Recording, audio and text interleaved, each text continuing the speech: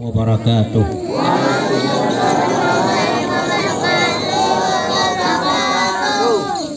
Bismillahirrahmanirrahim. Alhamdulillahi rabbil alamin.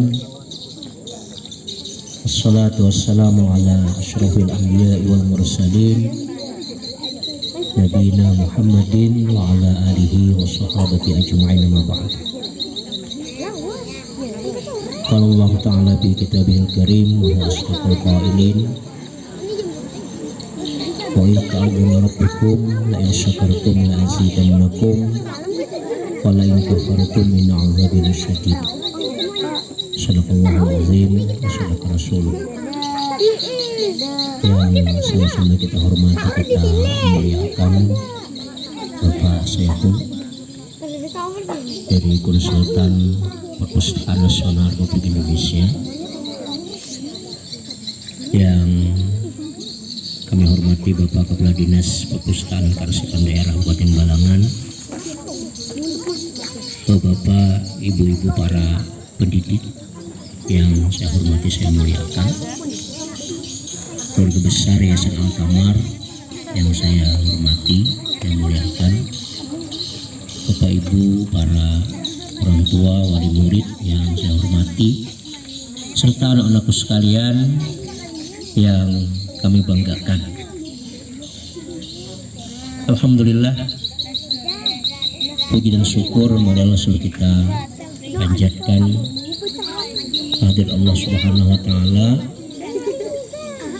karena di saat ini kita disilaturahmikan oleh Allah di sekolah alam ini, insya Allah dalam keadaan sehat walafiat. Amin. Mudah-mudahan kegiatan kita di sore hari ini dipenuhi berkah dari Allah Subhanahu wa taala. Amin. Salam dan salam kita aturkan selalu kepada Nabi kita Muhammad SAW dan para keluarga beliau serta sahabatnya dan pecinta beliau ila yaumil qiyamah.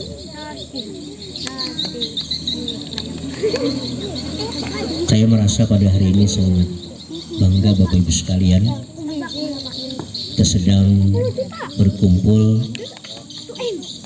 berijtima dengan anak-anak ahli surga seperti itu, Wildan dan Mukhalladun, lagi di situasi Ramadan seperti ini. Kadang-kadang kalau kita melihat di anak-anak kita itu lagi di masjid, di musalla, pada ketika saat-saat kita sholat atau tarawih, sering terdengar candaria anak-anak kita. Kalau orang-orang tua kadang-kadang ada yang agak marah sebagainya. Nah, sebenarnya itulah candaria orang surga seperti itu. Saya ketika di masjid biasanya kalau ada anak-anak gurau, saya nggak pernah marah seperti itu. Paling-paling ditegur sedikit, dikurangi volume suaranya seperti itu. Jadi pertemuan seperti ini sangat menggembirakan hati saya. Alhamdulillah, syukurlah. Dan ketika anak-anak kita memperkenalkan diri, jadi banyak yang tidak tahu alamat ya. Nanti biar Ayu Ting Ting yang carikan alamatnya itu. Itulah anak-anak dunia kita dulu seperti itu. Alhamdulillah, syukurlah. Bapak Syekhul yang saya hormati, Kabupaten Balangan ini baru berdiri tahun 2005 atau tampil lah, 2003. Usianya masih muda. Ini sangat menghajatkan, memerlukan sentuhan-sentuhan. Saya sering menyampaikan yang namanya orang muda atau mungkin kabupaten muda itu sudah barang tentu bahkan pasti ada kekurangan-kekurangan kalau kita bandingkan dengan daerah-daerah yang lebih senior. Kami semuanya terus berupaya maksimal sesuai dengan jalur kami masing-masing untuk memberikan support khususnya untuk pendidikan anak-anak kita. Dan kita terus berjuang untuk memajukan daerah kita, khususnya sumber daya manusia kita, karena ini merupakan ranah-ranah kami seperti itu. Sebagaimana disampaikan Bapak Syekhu tadi, kita Kalimantan ini adalah pulau yang sangat kaya, sangat kaya. Ini Kabupaten Balangan terkenal dengan emas hitamnya, batu bara. Mudah-mudahan sumber daya alam yang melimpah ini bisa memberikan kontribusi yang terbaik bagi daerah kita. Jadi jangan sampai habis, tapi tidak ada dampak positif khusus membangun sumber daya manusia. Dan kita sekali lagi semuanya terus berjuang untuk daerah ini. Saya Bapak Ibu sekalian juga sebagai seorang pendidik, kita sudah jadi guru kecil ini sejak tahun 1987 saya sudah mulai mengajar. Berbagai macam metode saya coba seperti itu. Sekarang masih mendidik anak-anak kita walaupun di malam hari. Kurang lebih murid saya itu kurang lebih 56 orang. Setiap kali selesai buku itu kita belikan, kita bagikan gratis. Anak-anak itu kalau pulang diberi snack setiap minggu seperti itu. Ini upaya kita. Saya kepingin daerah kita ini, masyarakat kita ini, anak-anak kita ini jauh lebih maju dalam pendidikannya daripada kita yang dulu. Maka dengan pendidikan yang maju itu, maka insya Allah ekonomi pun akan maju, kesejahteraan sosial pun akan maju. Karena maaf Pak Syekhu ya, kalau saya mungkin belajar seperti meneliti, saya paling tidak suka menyebut kata miskin, paling tidak suka itu. Cuma bahasa saya kekurangan seperti itu, kurang lebih enak didengar. Saya lihat kekurangan absolut itu, saya katakan kekurangan absolut itu dari dulu turun ke anak ke cucu, itu biasanya rata-rata dari orang-orang yang maaf tidak berpendidikan atau pendidikannya hampir tidak cukup. Tapi kalau orang berpendidikan, baik pendidikan di pendidikan umum maupun pendidikan agama, insya Allah mereka akan bangkit dan terus bangkit. Nah makanya dulu ketika di masa penjajah itu Belanda, Jepang itu mereka menjauhkan masyarakat dari pendidikan. Karena kalau menjadi manusia bodoh itu paling mudah dipermainkan. Kalau orangnya pintar, maka insya Allah tidak akan mudah dipermainkan. Apalagi pintarnya disertai dengan iman, disertai dengan kekuatan mental spiritual keberagamaan yang kuat. Nah, saya lihat yayasan-yayasan ini, bahkan pendidikan kita di Kabupaten Balangan itu pun sudah belajar mengarah ke sana. Jadi SMP itu kadang-kadang dipanggil ustadz memberikan pendidikan ekstra bidang agamanya seperti itu. Karena kalau sudah iman tertanam, agama tertanam dengan baik dalam jiwa seseorang, maka ini akan menjadi sangat berpengaruh bagi jiwa seseorang. Jadi apapun dimakan saja akan sukses. Seperti contoh apa yang dikatakan oleh Pak Syekhu tadi, ada ulama sangat besar di Kalimantan Selatan, Syekh Muhammad Asad Al-Bajari. Saya pernah menyimak perkataan mantan Rektor UIN, Sarfidiyatullah, Pak Profesor Dr. Asmadi Asad. Beliau di Asia Tenggara itu setelah meninggal Syekh Muhammad Asad atau Datuk Kalampayan, hampir tidak lagi orang bisa menandingi keilmuannya. Karena beliau itu Pak yang menyebabkan muslimnya orang Kalimantan Tengah, Kalimantan Timur, beliau juga juru dakwahnya. Beliau menebar zuriatnya, murid-muridnya di mana-mana, sehingga Kalteng dan Altim itu juga sekarang sudah mayoritas beragama muslim.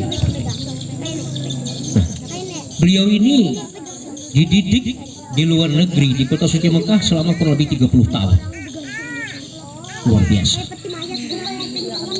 Pak, maaf saya kalau bicara pendidikan agama Pak, memang tidak sehebat di kota asal Islam di Saudi Arabia, itu luar biasa di sana. Walaupun sekarang di Saudi itu pun juga ya pendidikan agamanya harus hati-hati lah, karena sering tuding orang yang alumni sana ada sedikit berbau-bau radikal seperti itu. Tapi kami ketika dikirim oleh orang tua kami belajar di Saudi Arabia itu, kami sudah dilandasi dengan ajaran Islam yang betul-betul wasatiyah. Di pondok pesantren di sini sudah digodok kami, lalu dikirim ke Saudi Arabia. Maka insya Allah kami tidak tercemar hal-hal seperti itu. Saya pernah 3 tahun belajar di Kota Mekah, Pak Syaikhul. Di sana luar biasa. Masyaikhnya, para guru-guru besarnya seperti itu luar biasa. Hanya saya melihat anak-anak kita sudah, yang kecil-kecil sudah bisa baca Al-Quran. Alhamdulillah tinggal ditingkatkan. Seperti itu sudah kita bersyukur kepada Allah. Kalau di Saudi itu saya melihat sering melihat anak-anak itu usianya baru kurang lebih 10 tahun udah yang hafal Quran 17 juz dari yang hafal. Ini sambil main-main aja Pak sambil ngomong Quran. Cuma sistem pendidikan di Saudi Arabia itu memang agak sangat keras. Itu gurunya nggak bisa rotan di tangannya, langsung dipukul dan pukul. Kalau kita pendidikan seperti itu kan dari tahun yang saya tahu tahun 70-an lah sampai tahun 80 masih main pukul. Sehingga ada peribahasa Pak Saiful di Kalimantan ini, katkang itu ayo rotan itu kan bahasa orang Banjar paikat dipukulkan ke belakang, jadi katkang, paikat ke belakang. Saya pernah merasakan itu. Bahkan saya pernah ini diletakkan papan tulis di sini 2 jam gara-gara nggak hafal kalian 5 waktu itu. Kalau seorang melanggar HAM itu. Tapi alhamdulillah semuanya sekarang sudah mengerti konsep pendidikan kita. Yang pendidikan ini untuk mendapatkan ilmu pengetahuan, tapi harus dijalankan dengan rahmatan lil alamin seperti itu. Tidak lagi dengan kekerasan, tapi dengan jiwa rahmah, dengan jiwa yang ingin membangun kebaikan-kebaikan kepada jiwa-jiwa anak-anak kita. Maka saya salut dengan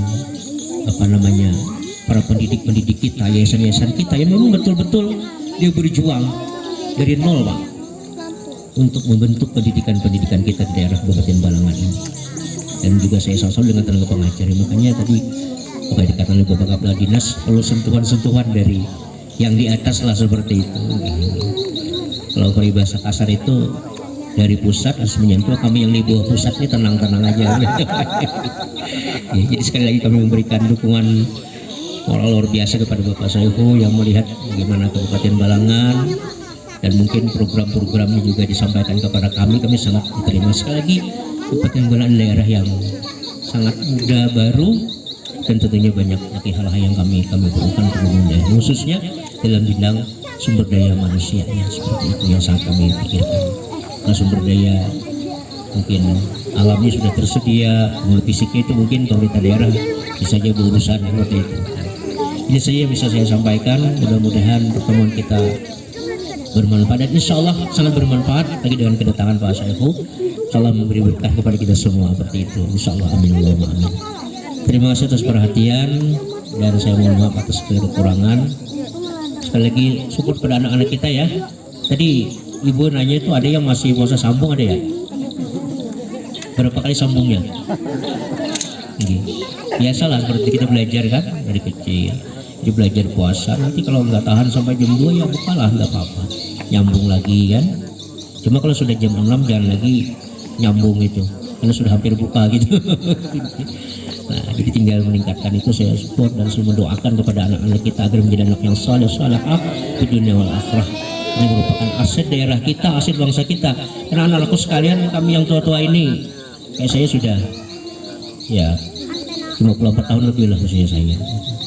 Kalau dihitung umur Nabi tidak banyak lagi itu. Saya mudah-mudahan lebih panjang daripada Nabi lah seperti itu, lebih panjang seperti itu. Jadi tentunya kami akan paling tidak menyelesaikan tugas di dunia ini kan tentunya anak-anak yang akan kita harus siapkan itu. Makanya saya sering katakan kita jangan menyalahkan siapa-siapa Pak ketika maaf di daerah itu kita bukan anti orang luar, orang luar yang lebih berkompeten daerah kita, oleh karena memang sumber daya kita belum mencukupi ke arah sana. Jadi kita harus bisa bersaing, tentunya bersaing tidak berkompeten, tapi harus kita terus meningkatkan pendidikan itu. Kalau istilah kata orang sabung ayam itu, kalau ayam kita nggak bisa disabung, malah bisa kita bisa menang. Jadi harus kita ya melatih siap ayam-ayam kita itu untuk bisa bertarung. Maaf, saya bukan mengibaratkan manusia dengan ayam, tidak, cuma hanya ibarat seperti itu. Terima kasih. Assalamualaikum warahmatullahi wabarakatuh.